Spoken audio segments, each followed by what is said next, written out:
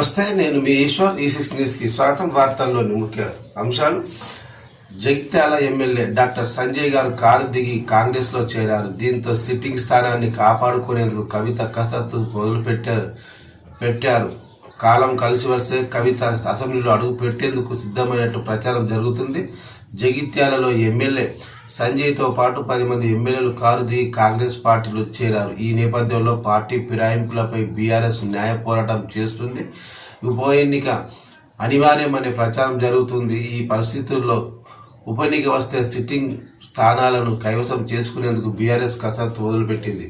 ముఖ్యంగా జగిత్యాలపై ఎమ్మెల్సీ కవిత ఫోకస్ పెట్టారు.